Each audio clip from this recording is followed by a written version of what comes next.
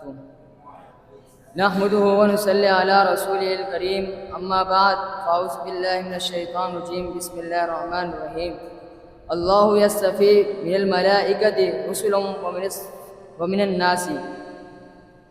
سامعین محترم اور میرے ہم مکتب ساتھیوں، آج میں جس عنوان پر لب گشائی کرنا چاہتا ہوں وہ ہے رسولوں پر ایمان۔ اللہ رب العالمین سے دعا ہے مجھے اکثر بیان کرنے پھر ہم سب کو اس پر عمل کرنے کی توفیق عطا فرمائے۔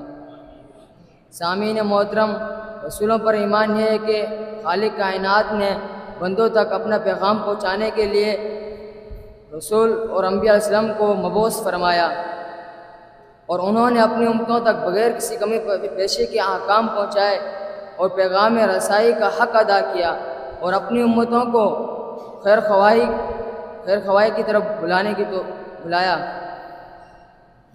اور نبوت اور رسالت کا منصب ارتقائی نہیں بلکہ صفائی ہے۔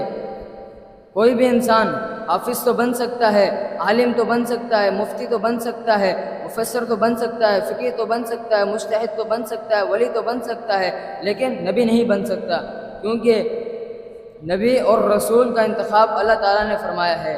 اللہ تعالیٰ کا ارشاد ہے اللہ یصطفی من الملائکۃ رسلا ومن الناس۔ فرشتوں اور انسانوں میں سے پیغام پہنچانے کے لیے انہیں کو اللہ نے ہی مبعوث فرمایا ہے، اور ان کے بعد اللہ تعالیٰ نے جنہیں بھی مبعوث فرمایا ہے، اللہ تعالیٰ کا ارشاد ہے اللہ اعلم حیث یجعل رسالتہ۔ اللہ تعالیٰ خوب جانتا ہے کہ اپنی رسالت کے لیے رسالت کسے سونپنی ہے۔ وآخر دعوانا الحمدللہ رب العالمین۔